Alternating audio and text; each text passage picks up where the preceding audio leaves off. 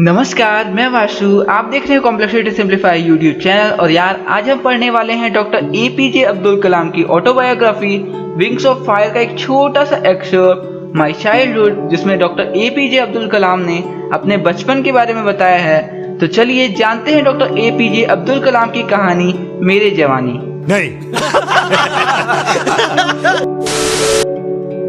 Doctor APJ Abdul Kalam कहते हैं, मेरा जन्म तमिलनाडु के एक छोटे से टाउन रामेश्वरम की एक मिडिल क्लास तमिल फैमिली में हुआ था।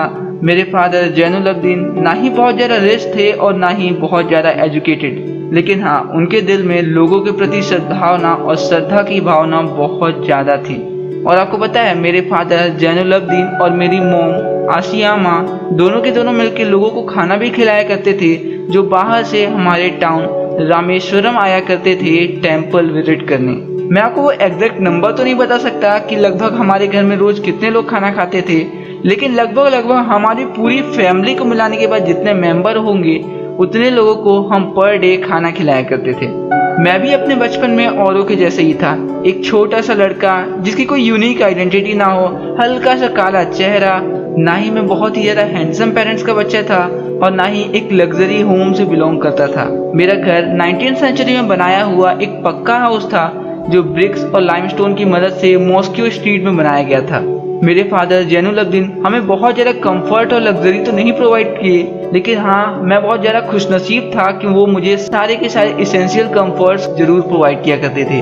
हमें कभी भी कमी नहीं हुई हमारी बेसिक नेसेसिटीज़ के लिए, जैसे हमें कभी भी कोई प्रॉब्लम नहीं हुई खाने, मेडिसिन या क्लॉथ्स में। और मुझे ऐसा लगता है कि मेरा बचपन बहुत ज़्यादा सिक्योर रहा, दोनों ही तरीके से, मटेरियली और इमोशनली। खैर 1939 में जब मैं 8 साल का हुआ तब सेकेंड वर्ल्ड वॉर चल रही थी, और तभी अचानक से टर्मरिन सीड्स की डिमांड बहुत ज़्यादा मार्केट में बढ़ गई, जिसकी वजह से मैं दिन भर मेहनत किया करता था और अपने पूरे टाउन में टर्मरिन सीड्स को खोजा करता था और उन्हें मॉस्को स्ट्रीट की एक शॉप में जाके बेच दिया करता था। और अगर मेरी किस्मत बहुत ज़्यादा अच्छी रही तो मुझे पर डे की मेहनत का एक आना मिला करता था, जिसका मतलब होता है 6 पैसे। लेकिन ऐसा नहीं था कि मैं अपने बचपन में हमेशा दिन के केवल 6 पैसे ही कमाया करता था। पहले तो हमारा टाउन रामेश्वरम वर्ल्ड वॉर से पूरा सेपरेटेड था, पूरा आइसोलेटेड था। लेकिन जैसे ही इंडियन आर्मीज एलाइड फोर्सेस को ज्वाइन की, मतलब United kingdom, United state of America और रशिया की आर्मी को ज्वाइन की, वैसे ही देश में इमरजेंसी घोषित कर दी जाती है और हमारे टाउन रामेश्वरम में रुकने वाली ट्रेन हमारे टाउन में नहीं रुका करती थी। इसलिए हमें चलती हुई ट्रेन से ही न्यूज़पेपर फेंक दिया जाता था, और उसे कैच करने के लिए और लोगों को बांटने के लिए मेरे कजिन शमसुद्दीन को एक इंसान की जरूरत थी, और मैं उस कैरेक्टर में बखूबी फिट होता था। इसलिए मुझे एक अच्छी खासी जॉब मिल गई।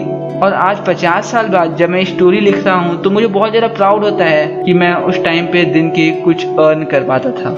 मुझे ऐसा लगता है कि कोई भी बच्चा बचपन से कुछ इनहेरिटेड कैरेक्टरिस्टिक्स के साथ जन्म नहीं लेता है, वो चीज़ें सीखता है अपने आसपास के एनवायरनमेंट से, अपने सोशल, इकोनॉमिक और इमोशनल एनवायरनमेंट से। और मुझे भी 2 फिगर ऑफ अथॉरिटी ने बहुत अच्छे से ट्रेन किया था। मैंने अपनी ईमानदारी और सेल्फ डिसिप्लिन अपने फादर और मदर से लिया था, और वहीं लोगों के प्रति काइंडनेस और गुडनेस मुझे मेरे भाइयों और बहनों से मिली थी। और हाँ, मेरे तो 3 बहुत अच्छे दोस्त भी थे। मेरे पहले दोस्त का नाम था रामानंद शास्त्री, दूसरा था अरविंदन और तीसरा था शिव प्रकाशन। और ये तीनों के तीनों ऑर्थोडॉक्स हिंदू ब्राह्मण फैमिली से बिलोंग करते थे।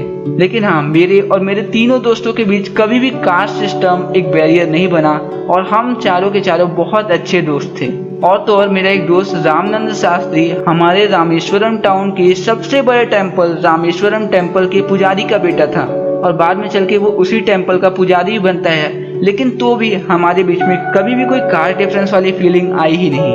और आपको पता है, जब हर एक साल श्री सीता राम कल्याणम सेरेमनी बनाई जाती थी, तब ये हमारी फैमिली की जिम्मेदारी होती थी कि हम बोट्स अरेंज करें श्री सीता और राम की मूर्तियों को एक जगह से दूसरी जगह ले जाने के लिए मैरिज करवाने। और हाँ, रामायण और महाभारत की छोटी छोटी कहानियाँ हमारी बेड टाइम स्टोरी हुआ करती थी, जिन्हें सुन के हमारे फैमिली के बच्चे छोटे से बड़े हुए हैं। मैं आपको एक बार की बात बताता हूँ। जब मैं 5th स्टैंडर्ड में अपने स्कूल रामेश्वरम एलिमेंट्री स्कूल में था, तब हमारे स्कूल में एक नए टीचर आते हैं। वो मुझे देख के बहुत ज़्यादा आश्चर्यचकित होते हैं। वो देखते हैं कि एक मुस्लिम लड़का जिसके सिर पे एक वाइट कैप है, वो एक हिंदू लड़के के साथ बैठा है, और वो मुझे पीछे जाके बैठने के लिए कहते हैं।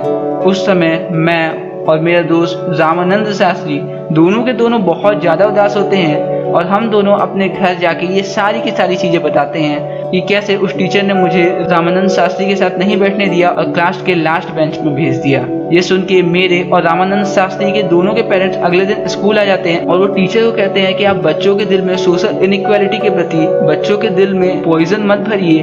और तो वो टीचर को ये भी कहते हैं कि आपने जो किया आपको उसके लिए शर्मिंदा होना चाहिए या तो फिर आपको ये टाउन और ये स्कूल छोड़ देना चाहिए। और आपको पता है वो टीचर ने अपने आप को पूरी तरीके से बदल लिया और वो कास्ट सिस्टम के एकदम अगेंस्ट हो गए। अब मैं आपको अपने स्कूल और टीचर्स के बारे में बता ही रहा था तो मैं आपको अपने साइंस टीचर के बारे में बताता हूँ। मेरे साइंस टीचर शिव सुब्रमण्यम अय्यर एक ऑर्थोडॉक्स ब्राह्मण फैमिली से बिलोंग करते थे और उनकी बहुत ही कंजर्वेटिव टाइप की वाइफ थी। मुझे अच्छे से याद है एक बार वो मुझे अपने घर में खाने के लिए बुलाते हैं, लेकिन जैसे ही मैं उनके घर आता हूँ तो उनकी वाइफ मुझे अपने ब्राह्मण किचन में खाना देने से इनकार कर देती हैं। लेकिन वो अपने वाइफ के ऊपर गुस्सा नहीं होते हैं और वो खुद अपने हाथ से खाना निकालते हैं, मुझे देते हैं और फिर मेरे बगल में बैठ के हम एक साथ खाते हैं।